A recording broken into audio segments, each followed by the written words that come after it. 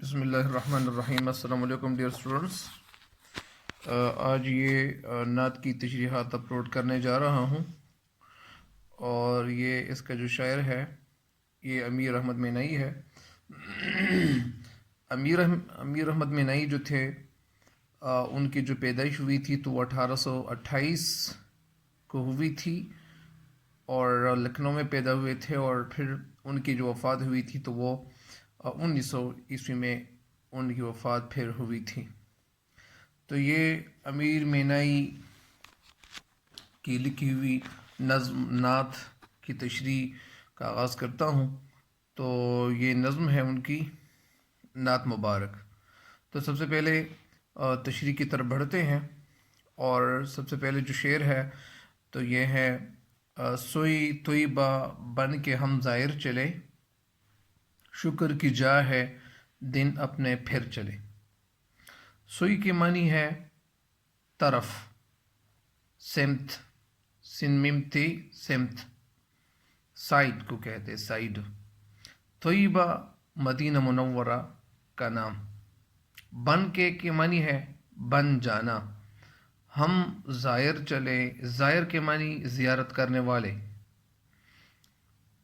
شکر کی جا ہے، شکر کی جا ہے، جا کے معنی جگہ۔ دن اپنے پھر چلے، تو دن اپنے پھر چلنا کا مطلب ہے دن بدل جانا، یعنی تقدیر بدل جانا، قسمت بدل جانا۔ تو یہاں اس شعر کی تشریح، یعنی اس کا ایک مطلب ہے، اس کا ایک مفہوم ہے، اور مفہوم بہت آسان ہے کہ اللہ تعالیٰ کا لگ لگ شکر ہے کہ میں مدینہ منورہ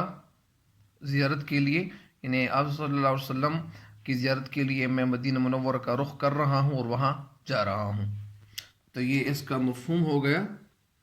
اور اس کے مفہوم کے ساتھ ساتھ ابھی تشریح کی طرف بڑھتے ہیں، اور اس کی تشریح کچھ اس طرح ہے کہ اس شعر میں شاعر مدینہ منورہ پہ حاضری دینے کے لیے جا رہے ہیں، اور اپنے دلی جذبات کا اظہار کرتے ہوئے کہتے ہیں کہ میں مدینہ منورہ کی راہ کا مسافر ہوں، اور دربار مدینہ میں حاضری دینے کے لیے جا رہا ہوں۔ میں اپنے رب کا لاکھ لاکھ شکر گزار ہوں، میں اپنے رب کا لاکھ لاکھ شکر گزار ہوں کہ میری جو بدبختی تھی وہ خوش قسمتی میں بدل گئی، اور مجھے زیارت کرنے کا جو موقع تھا وہ مجھے مل گیا، اور میں مدینہ منورہ جا رہا ہوں حاضری دینے کے لیے۔ یعنی آپ صلی اللہ علیہ وسلم وہاں جہاں وہ آپ صلی اللہ علیہ وسلم ہے، آپ صلی اللہ علیہ وسلم کی زیارت ہے، تو وہاں زیارت کے لیے میں جا رہا ہوں، اور میں حاضری دینے کے لیے جا رہا ہوں۔ تو اس شعر کی تشریح یہ مکمل ہو گئی ہے۔ اس شعر میں یعنی شاعر یہی کہتے ہیں کہ اللہ تعالیٰ کا لگ لگ شکر ہے کہ مجھے وہاں جانے کا موقع مجھے مل گیا ہے، اور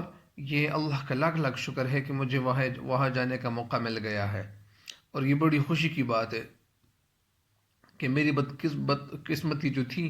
میری بدبختی جو تھی وہ خوش قسمتی میں بدل گئی ہے، اور یہ مجھے وہاں جانے کا موقع مل گیا ہے، اور یہ اللہ تعالیٰ نے مجھ پہ فضل کیا ہوا ہے کہ میں وہاں جا رہا ہوں۔ اور یہ خوش قسمتی کی بات بھی ہوتی ہے کہ ایک انسان کو جو ہے وہاں جانے کا موقع مل جاتا ہے، اور یہ اللہ تعالیٰ ہر انسان کے ساتھ بہت زیادہ محبت کرتا ہے، اور ہر انسان جو ہے اللہ تعالیٰ کو بڑا پیارا ہوتا ہے۔ لیکن کچھ لوگ ایسے ہوتے ہیں کہ وہ جب اللہ تعالیٰ سے مانگ رہا ہوتا ہے، تو یا جو کچھ بندے اللہ تعالیٰ سے مانگ رہے ہوتے ہیں، تو اللہ تعالیٰ ان کی باتیں، ان کی دعائیں سنتا ہے، اور اللہ تعالیٰ لوگوں کو یعنی اپنی طرف بلاتا ہے، اور اس کو ہم بلا وہی کہہ سکتے ہیں۔ تو ڈیئر، اس شعر کی تشریح تو مکمل ہو گئی ہے، ابھی بڑھتے ہیں نیکسٹ شعر کی طرف، اور نیکسٹ شعر ہے کہ یا رسول اللہ صلی اللہ علیہ وسلم جلدی آئیے، لشکر اندوہ میں ہم گھر چلے۔ یا رسول اللہ، یعنی اس کا مطلب ہے کہ اے محمد صلی اللہ علیہ وسلم جلدی آئیے۔ تو جلدی آئیے کا مطلب ایک دعا کرنا بھی ہے کہ اللہ تعالیٰ کے پیارے نبی صلی اللہ علیہ وسلم ہمارے لیے دعا فرمائے، کیونکہ ہم لوگ جو ہے لشکر اندوہ کے معنی ہے غموں کا لشکر، مصیبتوں کا لشکر، تکالیف کا لشکر. ہم گھر چلے مطلب یعنی ہم گھر گئے، یعنی ہم پھنس گئے. تو اس کا مطلب کیا ہے؟ اس کا مفہوم یہ ہے کہ یہ شاعر جو ہے آپ صلی اللہ علیہ وسلم کی دعاؤں کو مخاطب کرتا ہے. اور جس طرح آپ صلی اللہ علیہ وسلم مکہ میں تشریف لائے تھے اللہ کے فضل و کرم سے، تو اس وقت جو کفر کے اندھیرے تھے وہ چاروں طرف پھیلے ہوئے تھے، اور اس وقت کے جو حالات تھے وہ بہت ابتر اور خراب حالات تھے، کیونکہ سارے لوگ جو آپس میں دشمنیاں نبھا رہے تھے. اور وہ دشمنی جو تھی تو وہ ایک سال نہیں تھی، بلکہ سال ہر سال سے وہ دشمنیاں چلی آ رہی تھی. تو لہٰذا آپ صلی اللہ علیہ وسلم اس حالت میں، یا وہ حالات جو اس وقت پیدا ہو گئے تھے، اس وقت وہ جو حالات تھے، تو ان حالات میں جب ہمارے پیغمبر صلی اللہ علیہ وسلم تشریف لاتے ہیں تو وہ حالات بہت زیادہ خراب تھے اور ابتر حالات تھے. لیکن ان حالات کا آپ صلی اللہ علیہ وسلم وہ مردانہ وار مقابلہ کرتے ہیں، اور اللہ تعالیٰ نے ان کے اندر بہت زیادہ کوالٹیز رکھے اللہ تعالیٰ نے پیدا کیا ہوا تھا. اور اللہ تعالیٰ نے، کیونکہ جو تبلیغ کا کام ہوتا ہے یہ بڑے گردے کا کام ہوتا ہے، اور یہ اتنا آسان کام نہیں ہوتا. اور خاص طور پہ وہ لوگ جو آپس میں لڑائی جھگڑے زیادہ کرتے ہوں تو ان لوگوں کو راہ راست کی طرف لانا، ان لوگوں کو یعنی اچھے راستے کی طرف بلانا، یہ بڑا مشکل کام ہوتا ہے، اور یہ آسان کام نہیں ہوتا ہے. اور یہ دل پہ بڑا پتھر رکھنا پڑتا ہے. تو اس وجہ سے جب آپ صلی اللہ علیہ وسلم تشریف لائے تھے تو وہ حالات جو تھے وہ بہت خراب قسم کے حالات تھے. اور آپ صلی اللہ علیہ وسلم نے جب تبلیغ کا کام شروع کیا تو اس وقت بہت سارے جو ان کی جو فیملی تھی، فیملی ممبر، تو وہ آپ صلی اللہ علیہ وسلم کے خلاف اٹھ کھڑے ہوئے، اور وہ لوگ جو تھے وہ دوسرے راستے کی طرف انہوں نے یعنی راہ فرار اختیار کرنے کی کوشش کی. تو لہٰذا آپ صلی اللہ علیہ وسلم کی طرف اشارہ یہاں کرتے ہوئے کہتے ہیں شاعر کہ اے محمد صلی اللہ علیہ وسلم ہمارے لیے دعا فرمائے، کیونکہ ہم لوگ جو ہیں وہ مصیبتوں میں گھر چکے ہیں. لہٰذا جب آپ دعا مانگیں گے تو ہماری جو مصیبتیں ہیں یہ ختم ہوں گی، اور جب ہماری مصیبتیں ختم ہوں گی تو ہمیں خوشحالی والی زندگی نصیب ہوگی. تو اسی طرح شعر کہتے ہیں کہ اے رسول اللہ صلی اللہ علیہ وسلم ہم اندھیروں میں بھٹکے ہوئے لوگ ہیں. یہ اس کی تشریح ہے. شعر فرماتے ہیں کہ رسول اللہ صلی اللہ علیہ وسلم ہم اندھیروں میں بھٹکے ہوئے لوگ ہیں، گمراہ لوگ ہیں. ہم ایسے راستے پہ جا رہے ہیں کہ وہ راستہ جو ہے وہ بھٹکا ہوا ہے، اور وہ راستہ وہ خطرناک قسم کا راستہ ہے. تو اس راستے پہ ہم جا رہے ہیں، اور گناہوں سے ہماری زندگی بھری ہوئی ہے. ہم سارے لوگ جتنے بھی ہیں وہ گناہوں میں پھنس چکے ہیں اور ایسے گھر چکے ہیں کہ اے رسول اللہ صلی اللہ علیہ وسلم ہماری مدد کیجئے، ہماری مدد چاہیے کہ وہ ہو جائیں، اور ان گناہوں سے نجات دلانے کے لیے اللہ تعالیٰ سے دعا کیجئے. کیونکہ جب آپ صلی اللہ علیہ وسلم جو تھے تو وہ بہت زیادہ دعائیں مانگتے تھے. وہ میں یعنی ایک طائف کا جو موقع تھا، اس طرح وہ جب طائف کے موقع پر جب آپ صلی اللہ علیہ وسلم کے پاؤں مبارک کو لہو لہان کیا جاتا ہے تو اس وقت جو حالات تھے وہ ایسے حالات تھے کہ بہت یعنی نازک حالات تھے. اور آپ صلی اللہ علیہ وسلم کے یعنی ساتھ انہوں نے جو ناروا سلوک کیا تھا، تو آپ صلی اللہ علیہ وسلم نے پھر حوصلے کا یہ مظاہرہ کیا تھا، اور اچھے حوصلے کا مظاہرہ کیا تھا. تو یعنی ہماری مدد کیجئے اور ان گناہوں سے نجات دلانے کے لیے اللہ تعالیٰ سے دعا کیجئے، اور ہمیں ان تاریکیوں سے باہر نکالیے. یعنی ہم جن تاریکیوں میں گھر چکے ہیں، جو مصیبتیں ہم پہ آن پڑی ہے، اور جن مصیبتوں سے ہم گزر رہے ہیں، تو اے اللہ تعالیٰ کے رسول صلی اللہ علیہ وسلم اور ہمارے دعا فرمائیں اور سیدھا راستہ دکھائیے. تو اس کا مطلب یہ بھی ہو سکتا ہے کہ یہ جو علماء ہیں تو جو وعظ کرتے ہیں تو وعظ میں ہمیں کیا کہہ رہے ہوتے ہیں کہ اللہ تعالیٰ کے احکام کو اور حضور نبی کریم صلی اللہ علیہ وسلم کے جو مسنون طریقے ہیں، خوبصورت طریقے ہیں، ان پہ عمل پیرا ہو کر زندگی گزارو. تو جب ہم ان طریقوں پہ عمل پیرا ہو کر زندگی گزاریں گے تو جتنی مصیبتیں ہیں، جو گناہ ہیں، ان گناہوں کو ہم چھوڑ کر آپ صلی اللہ علیہ وسلم کے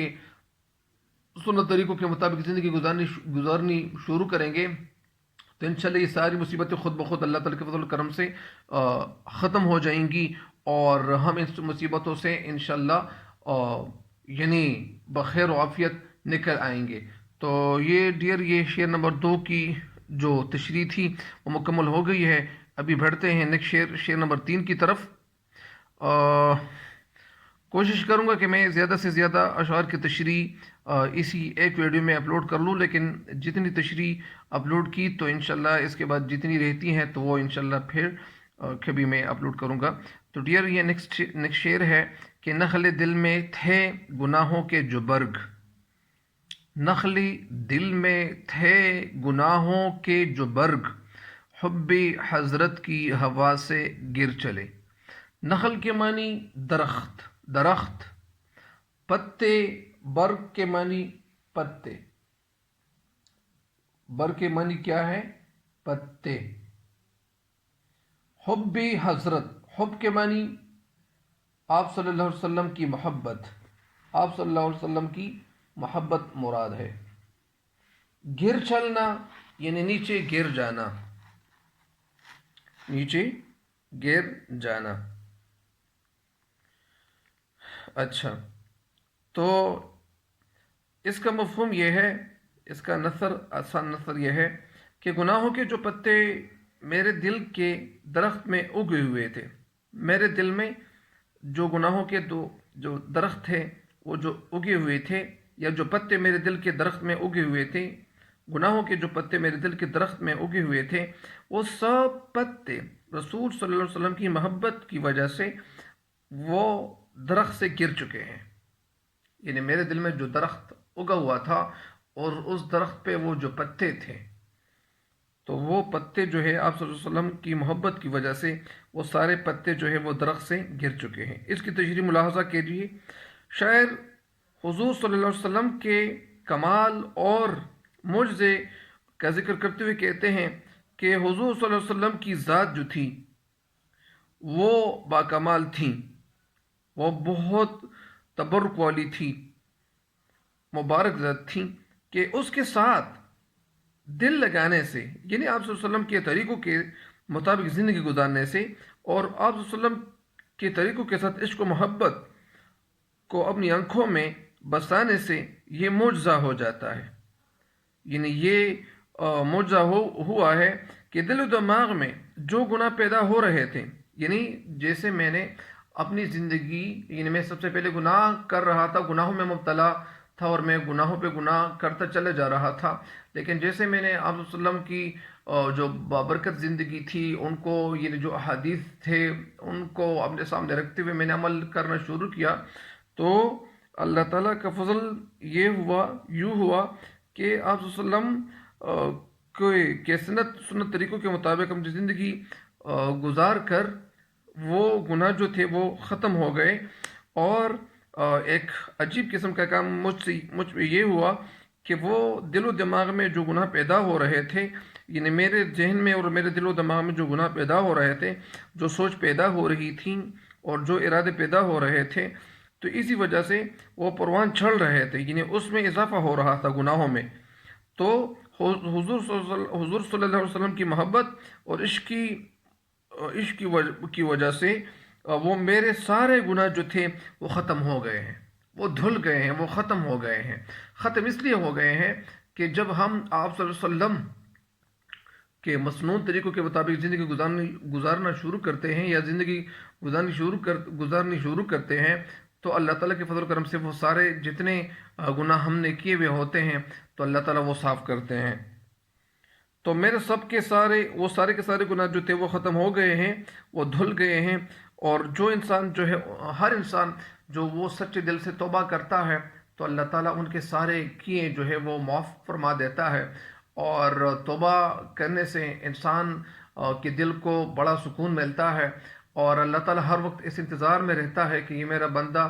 اب توبہ کرے گا، اب توبہ کرے گا، اب توبہ کرے گا، اب توبہ کرے گا۔ تو یہی جو ایک انسان ہے وہ گناہگار انسان ہے، اور وہ گناہگار انسان جب توبہ کرتا ہے تو ان کے سارے گناہ جتنے بھی ہوتے ہیں وہ ختم ہو جاتے ہیں۔ حضور صلی اللہ علیہ وسلم کی ذات سے عشق کے نتیجے میں میرا ظاہر و باطن گناہوں سے مکمل طور پر صاف ہو گیا ہے، یعنی وہ صاف اس لیے ہو گیا ہے کیونکہ میں نے سچے دل سے توبہ کیا ہوا ہے، اور جو لوگ توبہ کرتے ہیں تو اللہ تعالیٰ ان کے سارے گناہ معاف فرما دیتے ہیں۔ تو ڈیئر، یہ اسی طرح یہ شعر نمبر 3 کی جو تشریح تھی مکمل ہو گئی ہے۔ ابھی بڑھتے ہیں نیکسٹ شعر کی طرف، شعر نمبر 4 کی طرف۔ شعر ہے کہ کیا میسر ان کو ہوتی راہ راست، چال پر کب آپ کی کافر چلے۔ میسر کے معنی مہیا، راہ راست سیدھے راستے پر آنے والا، یعنی سیدھے راستے پر چلنے والا۔ چال کے معنی نقش قدم، کب آپ کی کافر چلے۔ کافر یعنی حق چھپانے والا۔ کافر زمیندار کو بھی کافر کہہ سکتے ہیں، جو یعنی وہ مکئی کو یا گندم کو وہ چھپاتے ہیں، یعنی وہ کھیتی باڑی جو کرتے ہیں۔ تو اسی طرح علماء سے ہم نے سنا ہوا ہے کہ اس کو بھی ان لوگوں کو بھی کہہ سکتے ہیں۔ تو اس کا مطلب کیا ہے؟ اس کی نثر یہ ہے اس شعر کی کہ کافر لوگ آپ صلی اللہ علیہ وسلم کے نقش قدم پر نہیں چلے۔ کافر لوگ آپ صلی اللہ علیہ وسلم کے نقش قدم پر نہیں چلے، اس لیے انہیں صراط مستقیم سیدھا راستہ نصیب نہیں ہوا۔ ظاہری بات ہے کہ جو لوگ آپ صلی اللہ علیہ وسلم کے صحیح راستے پہ نہیں چلیں گے تو کامیابی ان کو کیسے ملیں گی؟ کیسے ان کو کامیابیاں ملیں گی؟ تو ان کو کامیابی تو کبھی نہیں مل سکتی۔ تو لہٰذا کافر لوگ جتنے بھی تھے وہ مکے کے رہنے والے تھے، تو جب انہوں نے آپ صلی اللہ علیہ وسلم کی بات نہیں مانی تو ظاہری بات ہے کہ وہ ان کو کامیابی نہیں مل سکتی نا۔ کامیابی کیسے ملے گی؟ کامیابی ان لوگوں کو مل گئی جو آپ صلی اللہ علیہ وسلم کے صحابہ تھے، تو ان کو اللہ تعالیٰ نے فضل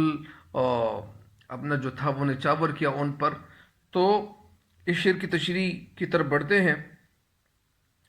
اس شعر میں شاعر کچھ اس طرح رقم تراز ہیں اور کہتے ہیں کہ جو لوگ آپ صلی اللہ علیہ وسلم پر ایمان لے آئے اور آپ صلی اللہ علیہ وسلم کے نقش قدم پر چل کر آپ صلی اللہ علیہ وسلم کے طریقوں کو اپنے سینوں سے لگایا، یعنی آپ صلی اللہ علیہ وسلم کے طریقوں کو، مبارک طریقوں کو اپنے سینوں سے لگایا، اللہ تعالیٰ نے ان لوگوں کو ہدایت اور صراط مستقیم نصیب کی۔ یعنی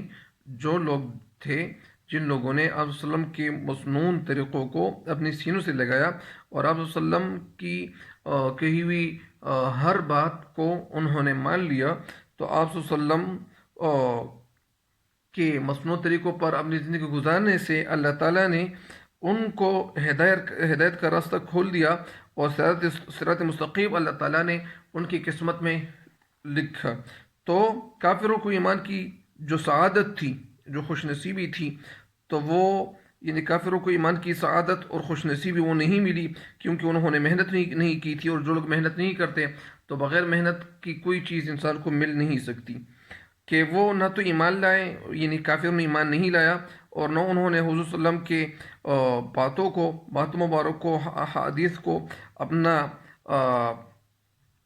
یعنی مشعل راہ بنانے کی یعنی انہوں نے ارادہ بھی نہیں کیا، اور نہ ان کے ارادوں میں یہ شامل تھی یہ باتیں، کیونکہ آپ صلی اللہ علیہ وسلم کے مسنون طریقوں کے مطابق انہوں نے زندگی نہیں گزاری اور وہ نہیں گزارنا چاہ رہے تھے، تو ان کو کامیابیاں نہیں ملی۔ اور جو لوگ آپ صلی اللہ علیہ وسلم کی باتیں مانتے تھے، یعنی ان کا یعنی ہر فعل اپنی زندگی کا ایک گہوارہ بنانے کی انہوں نے کوشش کی، تو اسی وجہ سے وہ لوگ جنہوں نے آپ صلی اللہ علیہ وسلم کی ساری باتیں مان لی تو ان کو ہم صحابہ کہتے ہیں، اور جنہوں نے آپ صلی اللہ علیہ وسلم کی کوئی بات نہیں مانی تو ان کو ہم کافر ہی کہہ سکتے ہیں۔ کہ اللہ تعالیٰ نے کفار کو صراط مستقیم عطا نہیں کیا، کیونکہ صراط مستقیم تو صرف صحابہ کرام رضی اللہ تعالیٰ عنہ اجمعین کو ملا، کیونکہ صراط مستقیم صرف اور صرف حضور صلی اللہ علیہ وسلم کی اطاعت سے یعنی وہ جڑی ہوئی بات ہے۔ تو اس وجہ سے یعنی اس کا ایک سرسری میں وضاحت اس کی میں پھر کرتا ہوں کہ کیا میسر ان کو ہوتی راہ راست، چال پر کب اب کی کافر چلے۔ جو لوگ تھے یعنی مکہ میں دو قسم کے لوگ تھے، ایک وہ لوگ جن کو ہم صحابہ کہتے ہیں، تو صحابہ کرام رضی اللہ عنہ اجمعین جو تھے انہوں نے آپ صلی اللہ علیہ وسلم کی ہر بات مانی، اور